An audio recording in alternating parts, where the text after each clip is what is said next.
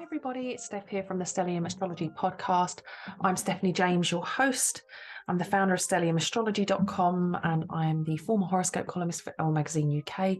And I'm also an occasional tutor at the London School of Astrology. And today I just wanted to say hi to everyone, apologise for being very intermittent with my recordings of late. This year has been a bit of I've had a Uranus transit opposite my moon actually, and it has been a bit disruptive, not in a bad way, just in a reorganizational sense. So my whole life has been reorganized and I'm kind of just finding my place in the kind of the settling period now. I'm starting to get settled in again and find my way and have a new routine essentially. So I've probably missed out on recording some videos and offering some insight on some of the more interesting things going on, like Jupiter entering Taurus, for example, which I can still offer some insight there. But today I really thought it would be interesting to take a look at Prince Harry. Firstly, because he has got a Taurus moon, and I just thought it would be fun. The subject matter isn't particularly fun, but to have a look at what's going on with him, because he had an eventful evening a couple of nights ago in New York where he was chased by paparazzi. And though he and Meghan and Meghan's mum came out of the chase physically unharmed, you can't help but make comparisons about what happened with Harry's mum, Princess Diana. So I thought it would be interesting just to have a look. So here's Harry's chart, 15th of September 1984, born at 4:20 p.m, which is stoner hour. In any part of the world, those partaking, in the green stuff, it's a familiar time to spark up. So I'm told. And he's born in Paddington. So let's have a look. So, it is interesting. I haven't done a lot of pre-analysis here. So he's got Sun at 22 Virgo, Moon at 21 Taurus, and Ascendant at 11 Capricorn. So he is, his chart is particularly earthy, extremely earthy. By the way, I've got my window open, my back door, my patio door is open because it's just nice, but there's lots of people cutting grass and stuff. So apologies if that's distracting in the background, but it's too nice to close the door, I'm afraid. So he's also got Mercury in Virgo, Jupiter rising in Capricorn. So it's really earthy, his chart, extremely earthy. And he's got some fire here as well, which I think we can all relate to Harry having a bit of fire in his belly. A little bit of Scorpio going on as well. Interestingly, that Saturn up there on the midheaven in Scorpio, it kind of reminds me of the Queen's chart, Queen Elizabeth. Her chart, she has Saturn on the midheaven, and I believe, is that right? Capricorn rising and Saturn on the midheaven in Scorpio, I think. I always get confused with Margaret Thatcher, who has Scorpio rising, I think. They've got similar charts. Anyway, we're not doing the Queen, we're doing Harry. And so there's a sense of responsibility that he carries in this life. And, Scorpio is a very controversial sign. I would say the most controversial. It's Venus up there at 17 degrees Libra, kind of like, very high up in the 10th house. I'm using equal house, by the way. What's interesting is it's got Pluto there at 0 degrees of Scorpio up in the 10th as well. So this was always going to be controversial. He was always going to tackle issues which kind of highlighted the areas that would most want to be covered up, particularly by his family, I would say. But he kind of symbolizes or becomes a kind of symbol or an archetype for our modern taboos and issues. And definitely by, marrying Meghan Markle and, bringing a woman of colour into the royal family, and the various things that have come out of that since are interesting. Definitely from an astrological perspective, taking a look at something like that, the actions that he's taken to, change tradition in the royal family, and also to challenge the what's accepted, challenge the way things are, and be progressive. I guess he's quite a progressive person. His mum was quite progressive and compassionate, so I think he has taken on some of that, sort of carrying on with that kind of message, that journey, that kind of her fight, really, and her beliefs, her ideologies. And it definitely seems that he's continued with that. And obviously now he is being seen as a disruptive person, depending on what side of the fence you're sitting on. And I've always said I'm quite good at sitting on the fence, which is annoying for some people, but actually I think when you're presenting a subject like this, being able to see both perspectives is important. So let's have a look. So he's got this kind of chart that challenges and creates a sense of discomfort to the extent that things have to be addressed. And though depending on what side you sit, you can either say that we are projecting our Pluto issues onto him. I mean, he is the subject of this projection. I believe it was in a Liz Green book. I can't remember which one it was now. It might have been the Psychopaths book. I can't remember which one that was now. Let me make a note. Liz Green, and I will link it. But she says that people with Pluto in the 10th house can become a figure of collective scapegoating. So I'll write that down. And it's interesting because regardless of your thoughts on Harry, on his actions and his behaviours and that book and all of those things, there is a sense that he has become a bit of a scapegoat for some of the shortcomings of the royal family, and definitely a symbol. Like people are either disappointed in him or think he's wonderful, but he certainly provokes a sense of either like opposition or allegiance. So it's interesting. Certainly a disruptive character, no matter what. And I would say disruptive also comes from Uranus. Uranus transits are disruptive, as I've mentioned already. He's got Uranus opposite Chiron. Lots of people have got that signature because both Chiron and Uranus are very slow moving. So for a very, very, very long time, lots of people had this opposition in their chart. So there's many, many ways to get into that and dissect it. But certainly I think, through the work that he's doing, he is, or the charity work and the kind of altruistic work that he wants to do, he certainly wants to help disadvantaged people, potentially through helping people to communicate and find their voice in some way. But in a personal sense, I think this signature could well be about, not being able to do what he wants. Whenever he does what he wants, he's seen as a disappointment in some way to the family. And actually the rejection that he's experienced through his romance and his, obviously he's married to Meghan now, but, through creating his family and deciding that he wants to break away, this has caused a huge, huge divide.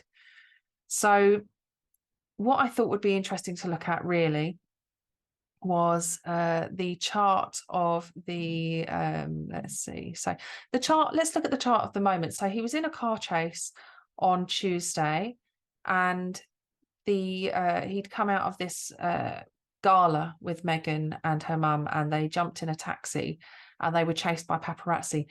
I looked at the date, the time of the gala, the date and the time. So the Women's 50th Anniversary Gala, which honoured game-changing visionary leaders advancing collective power and creating safe, just and equitable futures for women, girls and gender expansive people. I mean, what a wonderful way to look at that Pluto and Venus elevated in his 10th house. It's so great to see that. And I think Meghan got an award, but to be part of that is very interesting. So they left that event. I looked at it, and the evening party started at like 9 p.m. And so I've put this for roughly 10 p.m. I don't actually know what time they left. But the nodes are in an interesting place. The nodes are moving over his Pluto. So he's got the south node moving over his Pluto and the north node opposing. And let's remember that they actually move backwards. So they are actually moving towards it, not away from it. So the south node is at 2 degrees, the north node at 2 degrees, just literally 259. So 3 degrees, but 2 degrees of Taurus Scorpio, right on his Pluto. And actually, Pluto has moved into Aquarius, is at 0 degrees Aquarius. So for many people of Harry's generation, anyone born sort of around the early 80s, really, many of them are going through their Pluto square, which is one of the midlife transits, which is very much about letting go of certain things and recognizing where you maybe have not stepped into your power in some way and taken control in some way, and where you have the ability now to make those changes and empower yourself. It's so much deeper than that, but in a nutshell. And so he's undergoing this transit anyway.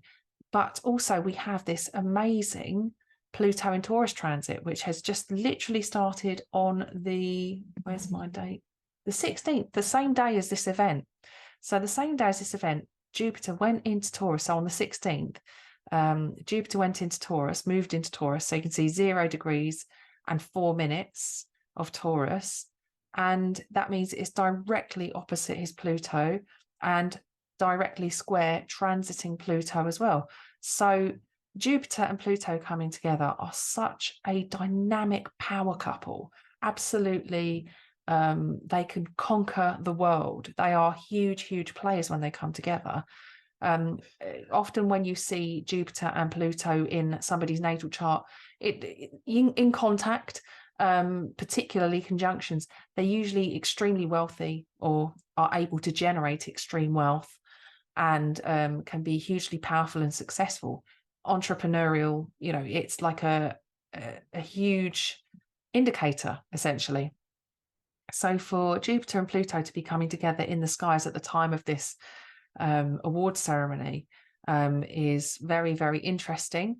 And that Harry and Meghan are there. They're still doing their charity work, regardless of whatever is being reported of in the papers. You don't really hear much. And what I find interesting as well is that Meghan received an award at this ceremony, but nobody's talking about that. All they're talking about is the car chase that followed. But yes, you could say that actually this event that occurred, Jupiter can enlarge, it can exaggerate, it can blow out of proportion anything it comes into contact with. So with Jupiter opposing his natal Pluto and also square transiting Pluto, there is this extreme quality, because Pluto is extreme. Scorpio is the sign of extreme, but Pluto pushes things to the absolute brink. And Jupiter has the ability to blow things out of proportion.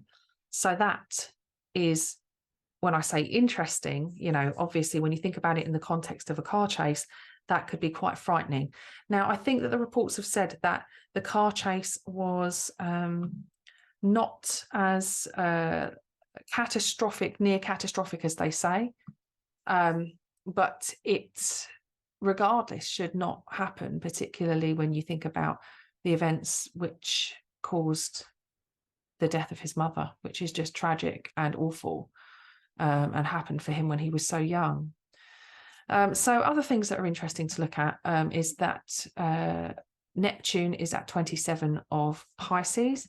His Neptune is at 28. So currently close to or is undergoing his Neptune square transit, another one of those midlife transits, I guess, where we kind of have our bubbles burst in some way or another. Perhaps for Harry, his Neptune square was or is partially to do with needing that kind of boundary enforced as a Capricorn rising from the paparazzi very much indicated by Neptune. And also feeding into that on that day is Mars at 27 Cancer.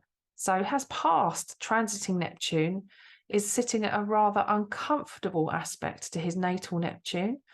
You know, it's definitely a trigger. It can be a trigger. So I would say that his Mars there, let me just move this out of the way so we can have a quick look at the grid. So Prince Harry, and so let's have a look, Neptune and his Neptune. There we go. Oh, so it's Mars and Neptune, isn't it? Mars. So yes, so it's at a quincunx, definitely. Just wanted to be 100% sure of that.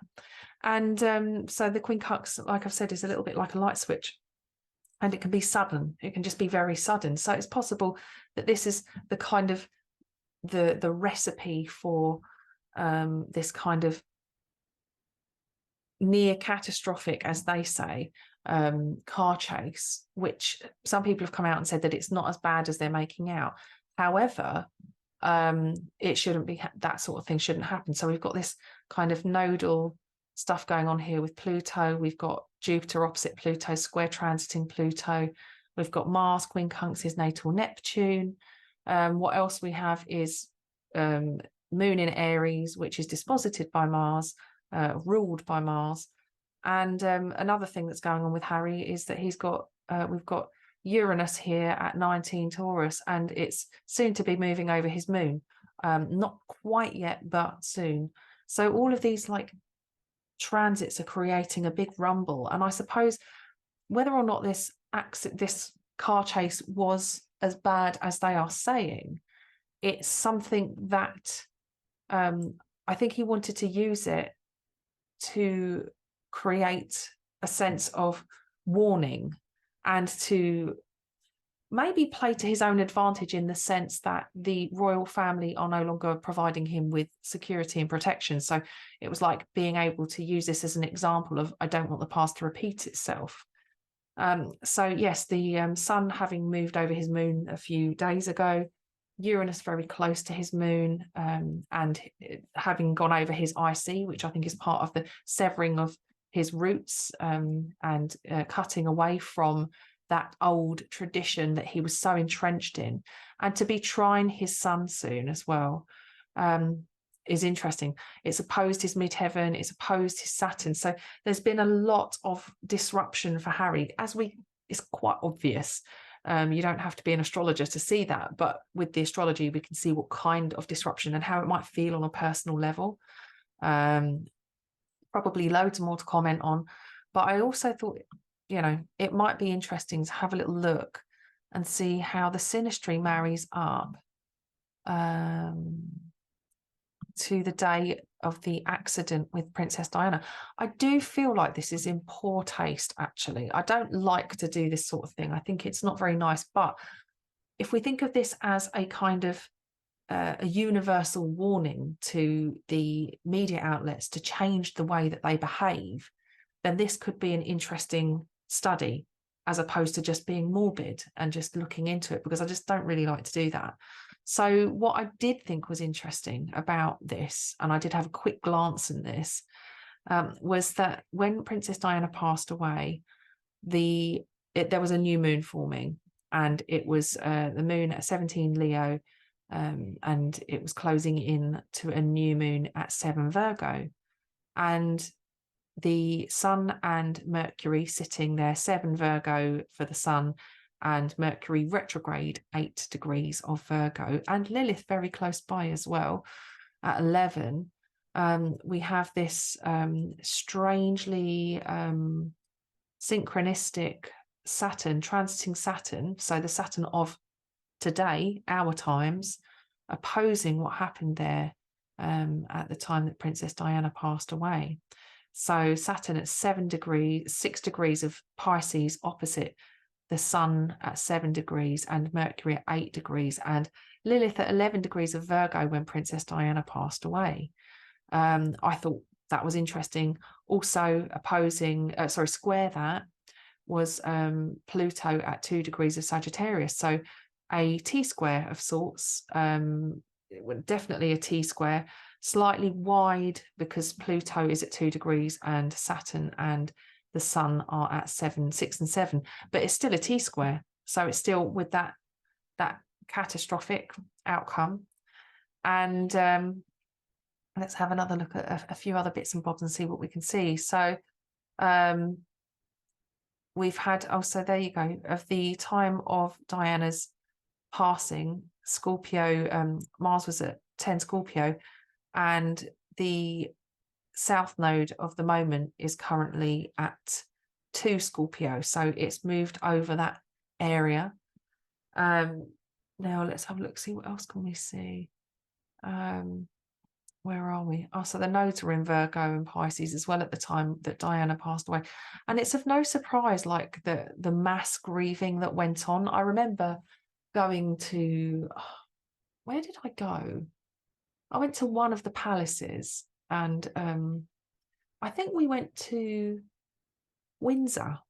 I think we went to Windsor, and it was just unbelievable, the amount of flowers. Like, I've never seen anything like it ever. It's not the sort of thing that my family would do. We wouldn't normally do that sort of thing. Just never. I don't know if it's I'm a Capricorn, and coming from that kind of, it was just okay, we'll just keep calm and carry on type thing. But yeah, we didn't really particularly get involved in that sort of thing. But even we went up to the palace to see it, and there were candles everywhere. People had written something to Diana, and there were just flowers everywhere, and it was like a mass grief that people were going through. And it was because, again, she is a symbol, she's an archetype, which we all connected with in some way or another. This like princess archetype that just was there to, it was like this beautiful compassion, almost like angelic. But yeah, seeing that the nodes are in that Virgo Pisces axis, it's interesting that they are in those signs, and that's how we all reacted to it, basically. What else is interesting is that the Chiron, transiting Chiron, happens to be sitting right just about to move over the Saturn placement of the date of the accident, and the moon was actually, I suppose, around that event, moving over that Saturn degree as well, and close to move over the midheaven of when Diana passed away. So it's interesting to see that it was triggering an echo. There's a kind of a sense of collective trauma here being expressed through that, which plugs into Saturn in Diana's passing chart. So like I said, I feel horrible and icky looking at this stuff, so I probably will stop, but I just wanted to do it because I thought it would be interesting to have a look at it in the respect of, this is the warning message, and I'm hoping that this behavior will change, because they are people nonetheless, regardless of what's gone on in their lives. And actually, it would be nice to think that they could be treated as human beings and not just I think Prince Harry said, being treated as a commodity, that it prevents people from actually seeing them as the person. Thought I'd just look at Meghan's chart as well very quickly, just to see what was going on in Meghan's. I haven't had a look. Also, Uranus is going to move over her Taurus. There's going to be a Jupiter-Uranus conjunction in April next year, April 2024. I think it's at about 23, or is it 23 or 24 of Taurus? I can't really remember exact degree, but very close to her Chiron. That's happening up there, and that's in her 10th house. Oh, look at that. The moment from 10 p.m. that night, the IC, the MC-IC axis aligned with her IC-MC, and that was when she got that award. So around that time, she probably would have been if they weren't in the car at that time, they would have been, celebrating her achievements about where she's come from and what she's been able to do with her public persona, basically, with her status, essentially. So let's have another look, a little look and see. You might say that, oh, look, there we go. Look, Pluto moving on to her south node in the 7th house as well. Wow. So this is going to be an interesting time for Meghan, this Pluto and Aquarius time. It's going to kick off with some interesting stuff for her.